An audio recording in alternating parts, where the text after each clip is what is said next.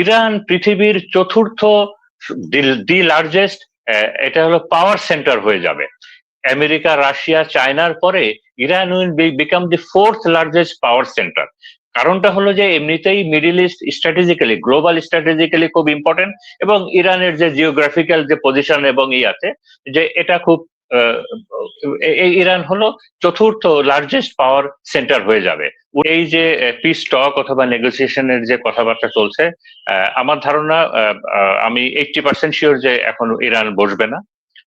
Iran বসবে না। আমি চেক করে দেখলাম যে ইরানের এই প্রথম ইরানের সরকারের একটা পররাষ্ট্রমন্ত্রীর কথা যদি বলি, তারপরে আইআরজিসি কিংবা তাদের এবং অন্যান্য ইরানের যারা আছে দায়িত্বপূর্ণ সকলের তরফ থেকে মোটামুটি সেম একটা মেসেজ এসেছে যে তাদেরকে ডিকটেট করা হচ্ছে, তাদেরকে একটা চাপের মাঝখানে আমেরিকা একটা ডিকটেটরশিপ চালাচ্ছে, এবং এবং একটা চুক্তির নামে, একটা নেগোসিয়েশনের নামে একটা একটা স্বৈরাচারী একটা জিনিস তাদের উপরে চাপিয়ে দেওয়ার প্রচেষ্টা চলছে। এটা ইরান মেনে নিবে না। একই সাথে বলছে যে তারা তাদের যে পারমাণবিক যে কর্মসূচি আছে, যে এনরিচ ইউরেনিয়ামের বিষয়টা এবং তাদের যে মিসাইল ক্যাপাবিলিটি, তাদের যে সামরিক ক্যাপাবিলিটি বলে, এগুলো নিয়ে তারা কোনো কম্প্রোমাইজ করবে না। তো এখন মানে এটা হলো আমার প্রথম কথা। এখন আমি যে বিষয়ে আসতে চাচ্ছি সেটা হলো যে আমেরিকা যে কোনো মূল্যে এই নেগোসিয়েশনটা করতে চাচ্ছে, যে কোনো মূল্যে এই নেগোসিয়েশনটা করতে চাচ্ছে আমেরিকা। কিন্তু আমি ইরানের দৃষ্টি দিয়ে যদি দেখি, তো ইরানের দৃষ্টি দিয়ে যদি দেখি, ইরান কি দেখছে, ইরানের একটা বড় অ্যাডভান্টেজ হয়ে গেছে। প্রথমত যে ইরান এই রিজিয়নে অনেকগুলো আমেরিকান যুদ্ধ দেখেছে। তারা ইরাকে যুদ্ধ দেখেছে, তারা লিবিয়ার যুদ্ধ দেখেছে, তারা সিরিয়ার যুদ্ধ দেখেছে, তারা আফগানিস্তানের সাথে যুদ্ধ দেখেছে, এবং এই যুদ্ধগুলোর পরিণতি এবং কিভাবে আমেরিকা ডিল করে তার শত্রুর সাথে, এগুলো তারা দেখেছে। একই সাথে তিনটা টার্মিনোলজির কথা বলি, তিনটা সিচুয়েশনের কথা বলি।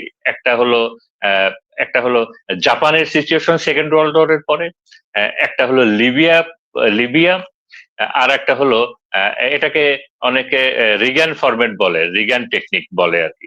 তো যেমন দ্বিতীয় বিশ্বযুদ্ধের সময় পার্ল হারবারের পরে যখন জাপানের সাথে আমেরিকার যে একটা বড় যে টানাপোড়েন, এবং তখন জাপান কিন্তু স্যারেন্ডার করে নাই। তারা যুদ্ধ বন্ধ করতে চেয়েছিল, বাট তারা আমেরিকার টার্মস অ্যান্ড কন্ডিশন গুলো মেনে নেয় নাই। তো আলটিমেটলি জাপানকে তখন ওই পারমাণবিক বোমা অ্যাকসেপ্ট করতে হয়েছে। জাপানের অনেক ড্যামেজ হয়েছে। তারা আলটিমেটলি জাপান আমেরিকাকে হ্যান্ডেল করতে পারে নাই, যে কারণে তাদের অনেক ড্যামেজ হয়েছে। আবার লিবিয়ার কথা যদি বলি, লিবিয়ার ফরম্যাটটা এরকম যে লিবিয়াকে আমেরিকা কন্ডিশন দিল যে তোমার কোনো সামরিক সক্ষমতা থাকবে না, তোমার যুদ্ধ করার ক্যাপাবিলিটিটা থাকবে না, তোমার নিরাপত্তার ওই বিষয়গুলো আমরা দেখব, তারপরে তুমি আমাদের টার্মস অ্যান্ড কন্ডিশনে তুমি একটা চুক্তি সাইন করবে আমাদের সাথে। তো আলটিমেটলি লিবিয়ার যে তখন প্রেসিডেন্ট ছিলেন লিবিয়ার গাদ্দাফি, তাকে সেটা করতে হলো কারণ হলো কিছুদিন আগেই গাদ্দাফি আপনার ইরাকের পতন দেখেছে, এবং গাদ্দাফির ওরকম কোনো তার কোনো সাপোর্টিং নেইবারও ছিল না, তার কোনো ওই হ্যাডম ছিল না আর কি। তো সার্ভাইভ করার কোনো পারিপার্শ্বিকতা ইয়েও ছিল না, যে কারণে আলটিমেটলি গাদ্দাফি ওই আমেরিকার ওই বশ্যতামূলক যে চুক্তি সেটাই মেনে নিতে হয়েছিল। আর 3 নাম্বারটা হলো, আমি রিগান টেকনিকের কথা বলি। রিগান টেকনিকটা হলো যেটা এই সোভিয়েত ইউনিয়নের সাথে যখন আফগানিস্তানের যুদ্ধের সময় প্রেসিডেন্ট রোনাল্ড রিগান উনি যে টেকনিকটা ফলো করেছিলেন, এবং এটা হলো আমেরিকার একটা ইউনিভার্সাল টেকনিক, যে কারোর সাথে যদি নেগোসিয়েশন অথবা চুক্তি করতে হয়, তো 3টা জিনিস আমেরিকা সবসময় করে, যে তার শত্রুর উপরে একটা এক্সট্রিম মিলিটারি প্রেসার, সামরিক প্রেসার সে বজায় রাখে, এক্সট্রিম একটা ইকোনমিক ব্লকেড এবং অর্থনৈতিক প্রেসারও বজায় রাখে, এবং একটা এক্সট্রিম ডিপ্লোম্যাটিক প্রেসার বজায় রাখে, যাতে করে তার শত্রু আমেরিকার টার্মস অ্যান্ড কন্ডিশন মেনে মোটামুটি আলোচনার টেবিলে বসে একটা মুখ রক্ষার চুক্তি করে যায়। তো তো এখন এই বিষয়গুলো আমি বললাম কারণ এই প্রত্যেকটা বিষয় ইরান দেখেছে। ইরান লিবিয়ার চুক্তি দেখেছে, ইরান জাপানের বিষয়টা দেখেছে, এবং ইরান এটাও জানে যে এই যে রিগান টেকনিক, যে কথা বললাম যে extreme military pressure, extreme economic pressure এবং আপনার এক্সট্রিম যে ডিপ্লোম্যাটিক প্রেসার, এটা আমেরিকা তার শত্রুর উপরে বলবৎ রেখেই তারপরে আমেরিকা তার পছন্দের মতো একটা চুক্তি করবে। তো এই কারণে ইরান এখন দেখছে যে ইরান তার নিজস্ব সিচুয়েশন জাজ করেই দেখছে যে তার পজিশন, তার কন্ডিশন তো জাপানের মতো না। সেকেন্ড ওয়ার্ল্ড জাপানের যেমন জাপানের সেনাবাহিনী বিভিন্ন দেশে ডিপ্লয়েড ছিল, এশিয়াতে ছিল, আফ্রিকাতে ছিল, তো আবার ওদিকে রাশিয়ান ফ্রন্ট ওপেন হয়েছিল।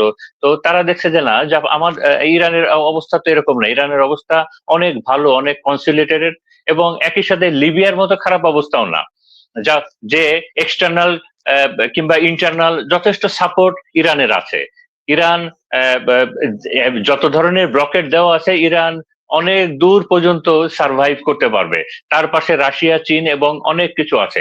তো এবং যে কারণেই ইরান এত সহজে এই চুক্তির টেবিলে আসবে না। কেন আসবে না আমি একটু পরে আবার আর একটু এক্সপ্লেন করবো যদি সময় পাই। তো এখন গতকালকে আমি ওই শিকাগো ইউনিভার্সিটির একজন খুব রিনাউন্ড প্রফেসর আছেন, প্রফেসর জন মেয়ারশেমান। তো উনি বলেছেন যে এই যে চুক্তিটা হচ্ছে না, কারণ এটা একটা সিস্টেমে আটকা পড়ে গেছে। কারণটা হলো যে একটা ডিল হচ্ছে না, ইরান হরমুজ খুলছে না, এ কারণে ব্লকেট দেওয়া হয়েছে।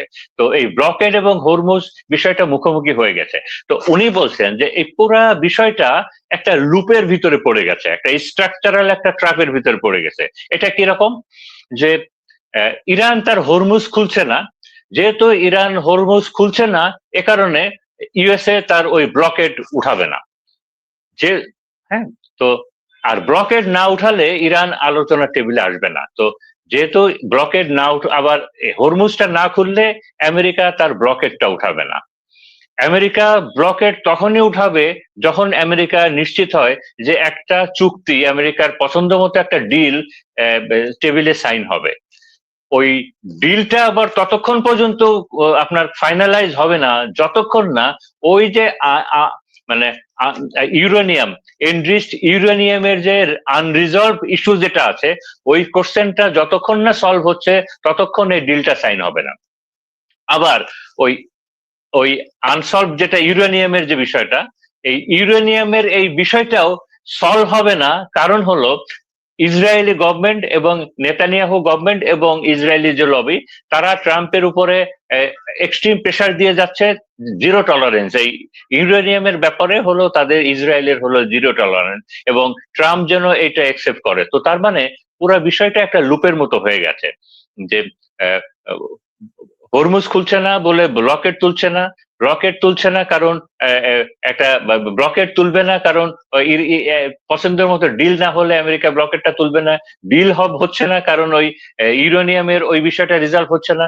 ইউরেনিয়ামের বিষয়টা রিজলভ হচ্ছে না কারণ ইসরায়েল এবং ইসরায়েলের লবি এই এই বিষয়টা হইতে দিচ্ছে না, কারণ তাদের হলো জিরো টলারেন্স।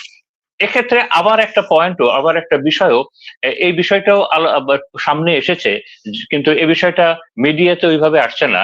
এটা ওই আমেরিকান ইউনিভার্সিটির প্রফেসর রবার্ট পেপ উনি বলছেন যে দেখেন, এই যুদ্ধ একটা বিষয় সারা বিশ্বের কাছে পরিষ্কার করে দিচ্ছে যে এই যুদ্ধটা এই মুহূর্তে এইভাবে যদি শেষ হয়, তবে ইরান পৃথিবীর চতুর্থ দি লার্জেস্ট, এটা হলো পাওয়ার সেন্টার হয়ে যাবে।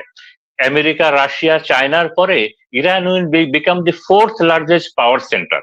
কারণটা হলো যে এমনিতেই middle east strategically, global strategically খুব ইম্পর্টেন্ট, এবং ইরানের যে জিওগ্রাফিক্যাল যে পজিশন এবং আছে, যে এটা খুব ইরান হলো চতুর্থ লার্জেস্ট পাওয়ার সেন্টার হয়ে যাবে।